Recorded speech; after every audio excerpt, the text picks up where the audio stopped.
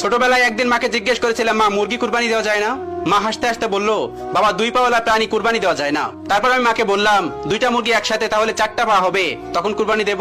তখন মা হাসতে হাসতে পেটে পড়লো আর বলল, পাগল ছেলে, যা এখান থেকে, আমি এখন কাজ করছি, আমাকে বিরক্ত করিস না।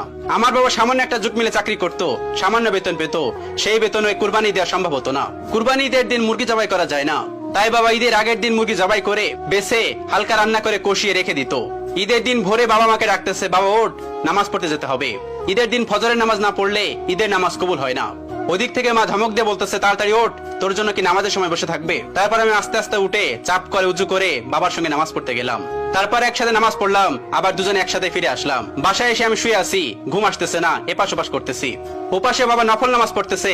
নামাজ শেষ হওয়ার পর মোনাজাতে কান্না করে কি যেন বলতেছে। আমি দেয়ালে কান লাগিয়ে শুনলাম, বাবা বলতেছে, হে আল্লাহ, তুমি আমাকে কুরবানি দেওয়ার সামর্থ্য দাওনি। আশেপাশে সবাই কুরবানি দেয়, কুরবানি গরু নিয়ে সবাই কত আনন্দ করে, কত ফুর্তি করে, কিন্তু আমি কুরবানি দিতে পারি না।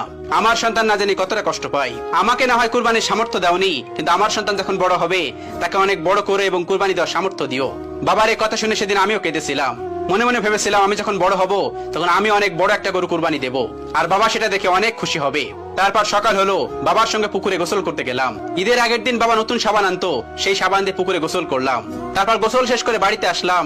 পুরনো পাঞ্জাবিটা পরে ঈদের নামাজ পড়ার জন্য ঈদের মাঠে গেলাম। আগেই বলে নেই, ওই সময় আমাদের 2 ঈদে নতুন কাপড় কেনার সামর্থ্য ছিল না। এক ঈদে কিনে দিত, সেটা দিয়ে 2 ঈদ পার করতে হতো। তারপর নামাজ শেষ করে বাবাকে নিয়ে গেলাম মাঠের দক্ষিণ পাশে, মেলা বসতো, সেখানে অনেক খেলনা বসতো। সেদিন আমি একটা গাড়ি কেনার জন্য অনেক কান্না করেছিলাম, কিন্তু বাবা কিনে দেয়নি। আমাকে একটা বন্দুক কিনে দিয়েছিল, আমি বাড়িতে এসেও কান্না করেছিলাম। মা তখন বলতেছে, কি চেয়েছিল ছেলেটা, কিনে দাওনি কেন? বাবা তখন ওপাশ থেকে বলতেছে, আমি কি করে কিনে দিব, ও যে খেলনাটা চেয়েছিল সেটার দাম 400 টাকা, আর আমার কাছে ছিল মাত্র 300 টাকা, আমি কিভাবে কিনে দিব? সেদিন আমি বুঝতে পেরেছিলাম আসলে বাবার সামর্থ্য নেই, তাই বাবা কিনে দিতে পারেনি। তারপর কান্না বন্ধ করে দিলাম। কিছুক্ষণ পর মা এসে আমার ডেকে নিয়ে গেল। মা সেমাই খেতে দিল, আমি সেমাই খেলাম। ঈদের দিন আমাদের তেমন কোনো কাজ ছিল না, কারণ আমরা কুরবানি দিতাম না, আর বন্ধুরা তাদের সবাই কুরবানি গরু নিয়ে ব্যস্ত থাকতো, তাই আমিও আর বাড়ি থেকে বের হতাম না। আর বাবা মায়ের রান্নার কাজে সাহায্য করত। মা সেদিন মুরগির মাংস আর চালের রুটি বানিয়েছিল, আর সেই সময় কষা মাংসের মুরগি দিয়ে রুটি খাওয়ার যে কি স্বাদ শুধুমাত্র আমরাই জানি, এই যুগের কেউ জানবে না। তারপর আমরা দুপুরে 3 জন একসঙ্গে বসে রুটি আর মুরগির মাংস খেলাম। ওই সময় আমরা কুরবানির ঈদে মুরগির মাংসই খেতাম, কারণ আমাদের কুরবানি দেওয়ার সামর্থ্য হতো না। ওই মুরগির মাংস আর রুটির যে কি স্বাদ তা বলে বোঝানো যাবে না। বাবা মা আমাকে ছেড়ে গেছে অনেক দিন আগে, আজ আমার অনেক টাকা। আল্লাহ তাআলা আমাকে কুরবানি দেওয়ার সামর্থ্য দিয়েছে। এই ঈদেও আমি 2টা গরু কিনেছি। আমি যত ব্যস্ত থাকি না কেন, এই ঈদের মধ্যে আমি গ্রামে চলে যাই।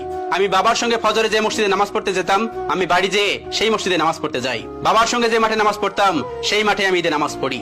নামাজ শেষ করে এসে কুরবানি দেওয়ার পালা, কিন্তু কুরবানি দেওয়ার জায়গায় আমি গেলাম না। ম্যানেজার এসে ডাকতেছে, স্যার চলুন, সবকিছু তো রেডি। আমি বললাম, আমি যাব না, তোমরাই দাও।